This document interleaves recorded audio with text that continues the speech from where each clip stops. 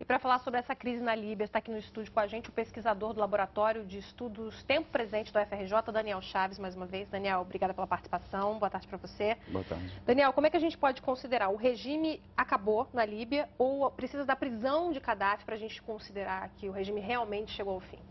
Esse esvaziamento da legitimidade do governo líbio de Gaddafi que a gente assistiu na comunidade internacional como um todo, até mesmo a Liga Árabe reconhecendo os rebeldes, mostra que acabou totalmente a legitimidade internacional desse governo, além do próprio abandono do cargo devido à situação de guerra civil generalizada.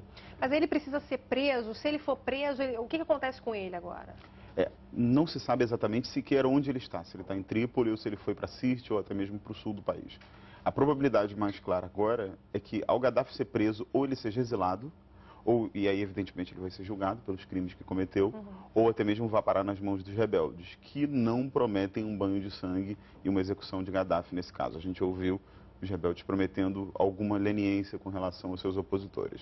Mesmo assim, ainda se espera, né, encontrá-lo para começar uma nova fase, né? O que acontece a partir de agora?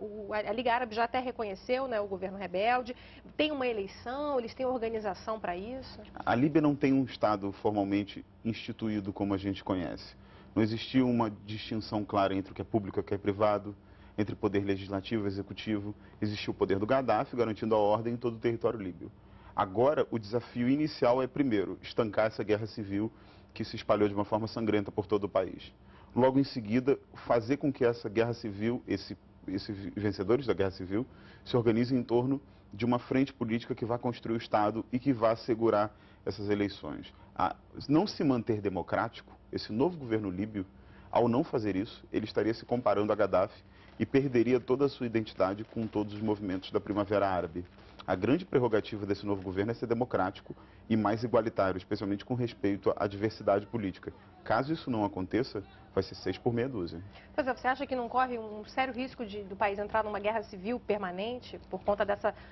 você já até falou que, além de ter essa diferença, né, de valores, tem a dificuldade também territorial, que a Líbia é um país muito desmembrado, né? Em alguns momentos do século XX, a Líbia chegou a ter 2 capitais representativas em Benghazi e Trípoli. As regiões têm uma rivalidade muito antiga, então existe a fratura geográfica do país. Além disso, a forma com a qual Gaddafi se estabeleceu no poder foi baseada na cooptação desses vários clãs, que são chamados também de tribos, vai uma questão, que essa cooptação garantiu a ordem do Estado líbio. Com o fim desse regime, esse regime de cooptação também cai. E aí a questão é essa, a fragmentação política e a fragmentação de 2 polos políticos que vão continuar ainda rivalizando de alguma forma, é que vai definir o futuro dessa Líbia. E isso, evidentemente, de uma manutenção de uma Líbia unida. Agora, como é que fica, Daniel, a questão da OTAN? A OTAN armou os rebeldes na Líbia, né? O que não seria muito correto, digamos assim, no caso da organização, né? Mais uma vez, a ação da OTAN foi absolutamente condenável, no sentido de que se propôs a fazer uma coisa e fez outra. Essa resolução que a gente viu do Conselho de Segurança, a 1973, autorizava a defesa da população líbia contra os ataques de Gaddafi à dignidade humana, aos direitos humanos. O que a gente pôde acompanhar, e até mesmo em falas públicas, foi que a OTAN rendeu armamento e inteligência a esses rebeldes, contrariando o que se propôs a fazer. É uma ação tão condenável da OTAN quanto foi no Afeganistão ou no Iraque, que são hoje os 2 grandes parâmetros que preocupam a comunidade internacional. Porque se a gente conseguir repetir na Líbia o fracasso do Iraque, do Afeganistão, ou pior, dos 2 juntos, a situação da OTAN mais uma vez entra em perda de legitimidade. E esse é o problema mais grave que a gente pode acompanhar hoje. Daniel, chegou uma informação aqui, eu vou passar para o público, que é o seguinte. Agora há pouco, um dos chefes do Conselho Nacional de Transição, Mustafa Abdel Jalil, afirmou que 20 mil pessoas morreram na Líbia desde o início do conflito em fevereiro. Mas ele não afirmou como os rebeldes chegaram a essa estimativa. Nos últimos 6 meses, nenhum dos 2 lados conseguiu apresentar um número confiável de mortes nos combates. Daniel, você acha que a gente tem visto aí nesses últimos dias, hoje até, o Gaddafi mandando mensagens, mandando recados, ninguém sabe exatamente onde ele está. Você acha que existe alguma chance ainda dele ter força e ficar muito tempo escondido ou dar uma virada nessa situação que a gente está vendo agora? Uma virada hoje é impraticável. É claro que tudo pode acontecer, tratam-se de seres humanos, mas não parece muito clara a possibilidade de Gaddafi retornar ao poder. Isso parece algo muito pouco palpável e muito pouco palatável. Se ele fosse exilado, como você falou, que é uma possibilidade, para onde ele iria? O Gaddafi foi um dos grandes patrocinadores da ideia de uma integração regional africana, da União Africana.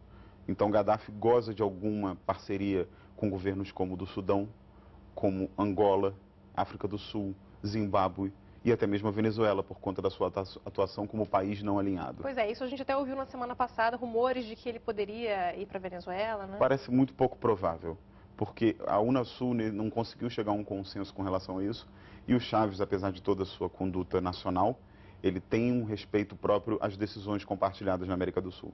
Então parece muito pouco provável. No caso de um asilo, tudo indicaria que Gaddafi ficaria na própria África mesmo. Você acha que o que está acontecendo atualmente na Líbia pode estimular ainda mais os rebeldes na Síria, por exemplo? Olha, no início da Primavera Árabe, ninguém acreditaria que as coisas tomaram a proporção que tomaram. Tudo foi muito imprevisível e muito espontâneo. Desde o início do ano, como as coisas mudaram, né? Desde dezembro do ano passado, quando o tunisino se imolou em rebeldia contra o governo de Ben Ali, tudo aconteceu de uma forma muito surpreendente. É muito claro que os regimes que hoje ainda conseguem se preservar depois dessa onda democrática vão fazer reformas e têm de fazer reformas. Na Jordânia, a contenção dessa onda democrática se deu através de reformas. A ideia mais palatável hoje dentro da Síria é que hajam reformas com muita conversação e muita diplomacia da comunidade internacional com o Bashar al-Assad, porque parece muito complicado e muito pouco provável a ideia de uma intervenção na Síria. Parece que é uma transformação que vai ser sugerida, vai ser indicada e que por uma questão de bom senso, de persuasão ao bom senso, o Bashar al-Assad faria. Mas uma quebra do regime, como a gente acompanhou na Líbia, parece muito difícil. A localização da Síria, a sua situação, o seu contexto geopolíticos são muito distintos. Aquela região é uma região muito mais delicada e sensível. Então, nesse ponto, parece que não vai repetir o paradigma líbio, não. Tá ótimo, Daniel. Muito obrigada mais uma vez, como sempre, aqui esclarecendo pra gente essas situações internacionais. Imagino que a gente ainda vai conversar um pouco a respeito de Líbia aí nos próximos dias. Estamos à disposição. Obrigada, boa tarde para você. Boa tarde.